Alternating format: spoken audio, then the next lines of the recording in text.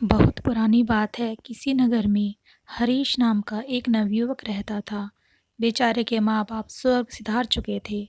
गरीब होने के कारण उनके पास अपने खेत भी नहीं थे। औरों के खेतों में वह दिन भर छोटे मोटे काम करता और बदले में खाने के लिए आटा चावल ले आता। घर आकर वह अपना भोजन तैयार करता और खा पी कर सो जाता। जीवन ऐसे ही संघर्षपूर्ण था। ऊपर से एक और मुसीबत उसके पीछे पड़ गई। एक दिन उसने अपने लिए 4 रोटियां बनाई। हाथ मुंह धोकर वापस आया, तब तक 3 ही बची। दूसरे दिन भी यही हुआ। तीसरे दिन उसने रोटियां बनाने के बाद उस स्थान पर नजर रखी। उसने देखा कि कुछ देर बाद वहां एक छोटा सा चूहा आता है और एक रोटी उठाकर वहां ले जाने लगता है। हरीश तैयार रहता है। वह फौरन चूहे को पकड़ लेता है। चूहा बोला, भैया मेरी किस्मत का क्यों खा रहे हो? मेरी चपाती मुझे ले जाने दो। तुम्हें ले जाने दी तो मेरा पेट कैसे भरेगा? मैंने पहले से ही अपने जीवन से परेशान हूँ। ऊपर से अब पेट भर खाना भी ना मिले तो मैं क्या करूँगा? न जाने मेरे जीवन में खुशहाली कब आएगी। हरीश बोला। इस पर चूहे ने कहा, तुम्हारे सारे सवालों का जवाब तुम्हें मतंग ऋषि दे सकते हैं। हरीश ने पूछा, कौन है वह? चूहे ने उत्तर दिया, वह एक पहुँचे हुए संत है। उत्तर दिशा में कई पर्वतों और नदियों को पार करके ही उनके आश्रम तक पहुँचा जा सकता है। तुम उन्हीं के पास जाओ, वही तुम्हारा उद्धार करेंगे। हरीश चूहे की बात मान गया और अगली सुबह ही खाने पीने की गठरी बांधकर आश्रम की ओर बढ़ चला। काफ़ी दूर चलने के बाद उसे एक हवेली दिखाई दी।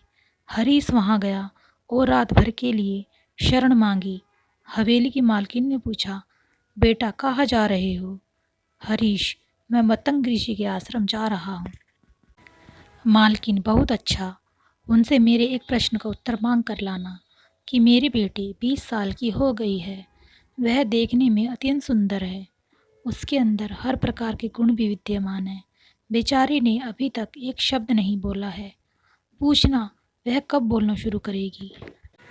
और ऐसा कहते कहते मालकिन रो पड़ी। हरीश जी, आप परेशान ना हो, मैं आपका उत्तर जरूर लेकर आऊँगा। अगले दिन आगे चल पड़ा। रास्ता बहुत लंबा था। रास्ते में उसे बड़े बड़े बर्फीले पहाड़ मिले। उसे समझ नहीं आ रहा था कि कैसे पार करूं। समय बीत रहा था। तभी उसे एक तांत्रिक दिखाई दिया जो वहां बैठकर तपस्या कर रहा था। हरीश तांत्रिक के पास गया और उससे बोला कि मुझे मंतंग ऋषि के दर्शन को जाना है, कैसे जाऊं? रास्ता तो बहुत ही परेशानी वाला लग रहा है। तांत्रिक, मैं तुम्हारा सफ़र आसान बना दूंगा, पर तुम्हें मेरे एक प्रश्न का उत्तर लाना होगा। हरीश, किंतु जब आप मुझे वहां पहुंचा सकते हैं तो स्वयं क्यों नहीं चले जाते? तांत्रिक, क्योंकि मैंने इस स्थान को छोड़ा तो मेरी तपस्या भंग हो जाएगी। हरीश, ठीक है, आप अपना प्रश्न बताएं। तांत्रिक, पूछना मेरी तपस्या कब सफल होगी, मुझे ज्ञान कब मिलेगा? हरीश, ठीक है, मैं इस प्रश्न का उत्तर ज़रूर लाऊंगा। इसके बाद तांत्रिक ने अपनी तांत्रिक विद्या से लड़के को पहाड़ पार करा दिया। अब आश्रम तक पहुंचने के लिए सिर्फ एक नदी ही पार करनी थी। हरीश इतनी विशाल नदी देखकर घबरा गया। तभी उसे नदी के किनारे एक बड़ा सा कछुआ दिखाई दिया। लड़के ने कछुए से मदद मांगी। आप मुझे अपनी पीठ पर बैठाकर नदी पार करा दीजिए। कछुए ने कहा, ठीक है। जब दोनों नदी पार कर रहे थे तो कछुए ने पूछा, कहाँ जा रहे हो? हरीश ने उत्तर दिया, मैं मतंग ऋषि से मिलने जा रहा हूँ। कछुए ने कहा, ये तो बहुत अच्छी बात है। क्या तुम मेरा एक प्रश्न उनसे पूछ सकते हो? हरीश जी, अपना प्रश्न बताइए। कछुआ, मैं एक असाधारण कछुआ हूँ जो समय आने पर ड्रैगन बन सकता हूँ।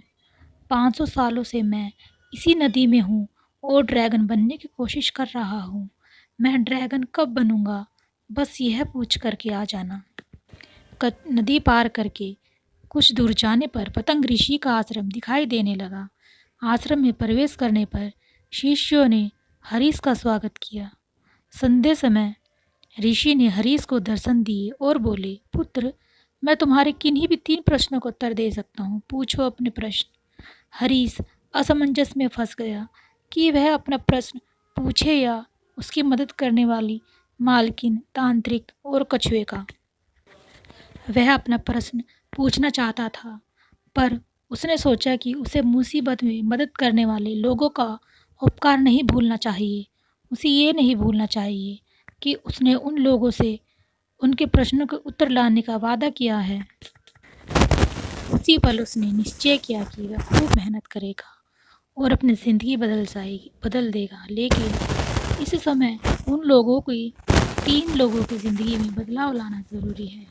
और यही सोचते सोचते उसने ऋषि से पूछा, हवेली के मालिक की बेटी कब बोलेगी? ऋषि जैसे ही उसका विवाह होगा वह बोलना शुरू कर देगी। हरीश, तांत्रिक को मोक्ष कब प्राप्त होगा? ऋषि, जब वह अपनी तांत्रिक विद्या का मोह छोड़ उसे किसी और को दे देगा, तब उसे ज्ञान की प्राप्ति हो जाएगी। हरीश, वह कछुआ ड्रैगन कब बनेगा? ऋषि, जिस दिन उसने अपना कवच उतार दिया वह ड्रैगन बन जाएगा। हरीश ऋषि से उत्तर जानकर बहुत प्रसन्न हुआ। अगली सुबह वह ऋषि का चरण स्पर्श कर वहां से प्रस्थान कर गया। वापस रास्ते में कछुआ मिला। उसने हरीश को नदी पार करा दी और अपने प्रश्नों के बारे में पूछा। तब हरीश ने कछुए से कहा कि भैया, अगर तुम अपना कवच उतार दो तो तुम ड्रैगन बन जाओगे। कछुए ने जैसे ही कवच उतारा उसमें से ढेरों मोती झड़ने लगे। कछुए ने वे सारे मोती हरीश को दे दिए और कुछ ही पलों में ड्रैगन में बदल गया। उसकी खुशी का ठिकाना नहीं रहा। उसने फौरन हरीश को अपने ऊपर बिठाया और बर्फीली पहाड़ियां पार करा दी। थोड़ा आगे जाने पर उसे तांत्रिक मिला। हरीश ने उसे ऋषि की बात बता दी कि जब आप अपनी तांत्रिक विद्या किसी और को दे देंगे तो आपको ज्ञान की प्राप्ति हो जाएगी। तांत्रिक बोला, अब मैं कहाँ किसे ढूंढने जाऊंगा? ऐसा करो, तुम ही मेरी विद्या ले लो। और ऐसा कहते हुए तांत्रिक ने अपनी सारी विद्या हरीश को दे दी और अगले ही क्षण उसे ज्ञान प्राप्ति की अनुभूति हो गई। हरीश वहां से आगे बढ़ा और तांत्रिक से मिली विद्या के दम पर जल्दी हवेली पहुंच गया। मालकिन ने उसे देखते ही पूछा, क्या कहा ऋषि मतंग ने मेरी बिटिया के बारे में? जिस दिन उसकी शादी हो जाएगी वह बोलने लगेगी। हरीश ने उत्तर दिया। मालकिन बोली, तो देर किस बात की है? तुम इतनी बड़ी खुशखबरी लाए हो, भला तुमसे अच्छा लड़का उसके लिए कौन हो सकता है? दोनों की शादी करा दी गई और सचमुच लड़की बोलने लगी। हरीश अपनी पत्नी को लेकर गांव पहुंचा। उसने सबसे पहले उस चूहे को धन्यवाद दिया और अपनी नई हवेली में उसके लिए भी रहने की एक जगह बनवा दी। दोस्तों, कभी जीवन से हार चुके हरीश के पास आज धन दौलत, परिवार, ताकत सब कुछ था, सिर्फ इसीलिए क्योंकि उसने अपने प्रश्न का त्याग किया था। उसने खुद से पहले दूसरों के बारे में सोचा था और यही जीवन में कामयाब होने का फॉर्मूला है। ये मत पूछिए कि औरों ने आपके लिए क्या किया, ये सोचिए कि आपने औरों के लिए क्या किया। जब आप इस सेवा भाव के साथ दुनिया की सेवा करेंगे और दूसरों के लिए अपनी इच्छा का त्याग करेंगे तो ईश्वर आपके जीवन में भी चमत्कार करेगा और त्याग की ताकत से आपको जीवन की हर खुशियाँ सहज ही प्राप्त हो जाएंगी।